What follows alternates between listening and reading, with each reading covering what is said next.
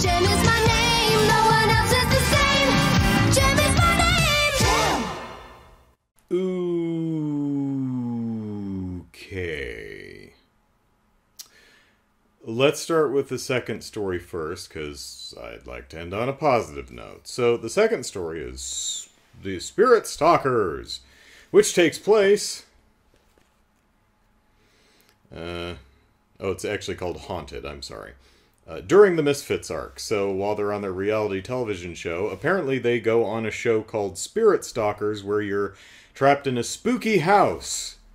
And, will they stalk, or will they get spooked?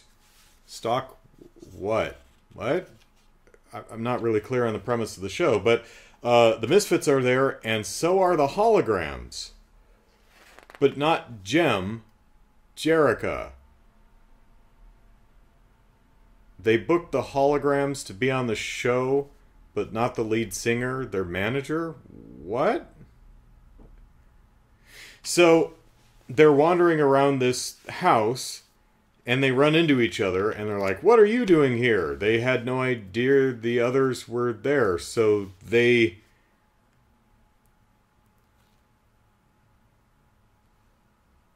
So Pizzazz says, they set us up, and I'm not down, we're getting out of here.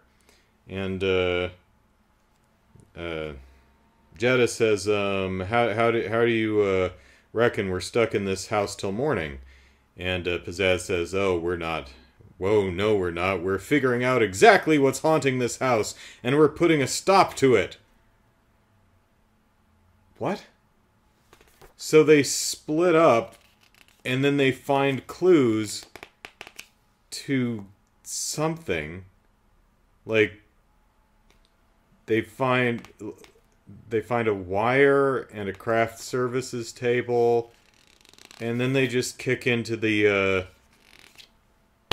control room, and they're like, haha, here's the control room, and the person running the control room says, hey, amazing job, yeah, that was something.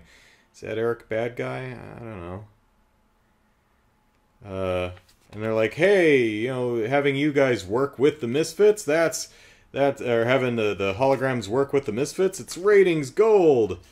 And Pizzazz says, great plan, except now we've got your ghosts on camera. You ever think of airing any of this footage and I'll expose you as a scam to the world, you're toast. What? So she found a fake ghost at some point? There was any question that this wasn't real? What? What is going on?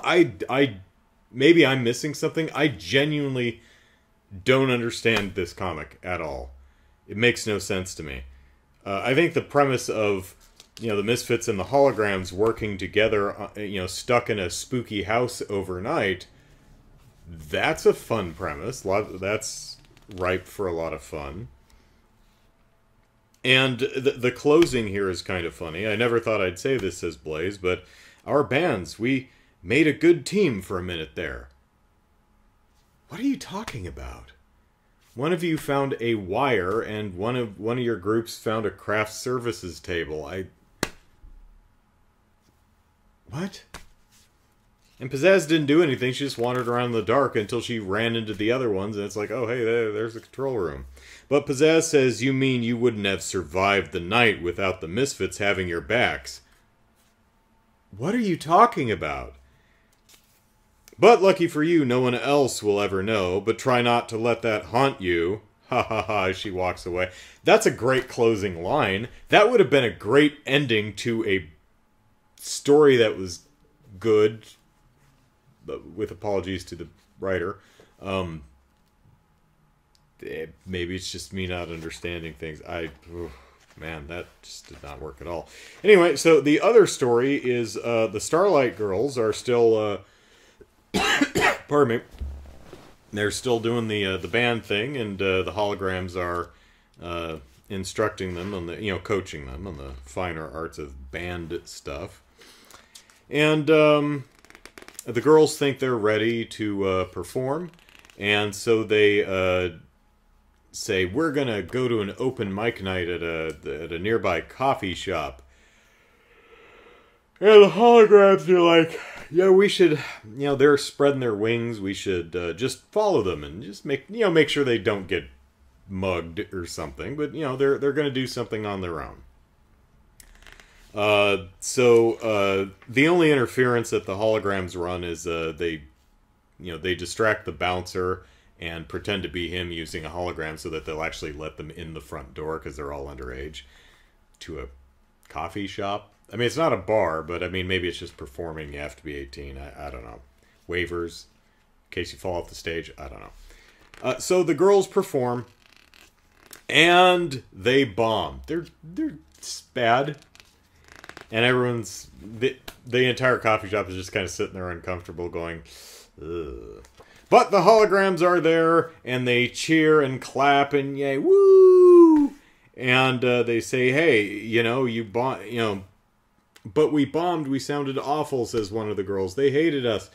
And Kimber says, so what? You guys have just taken your first big hurdle to being rock stars. And Jem is there, and she says, when I first started with Jem and the Holograms, I had awful stage fright. These are, and it's still an issue, but I have the support of great friends, and it's something you work through. And that delightful, quick, nice little story. I particularly love the fact that the Starlight girls do not do well. Because typically you'd think what's happened is that, they go, they do it, and they rock, and everyone loves them. No, they're just kind of crap. But you start somewhere.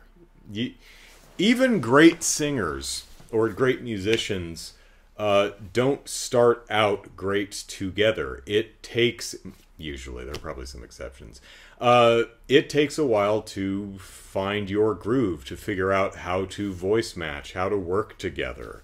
And I particularly appreciate that they bomb. And that's okay. That's going to happen. That's part of the journey. So that was a delightful little short. I like the Starlight Girls one. So one more pair of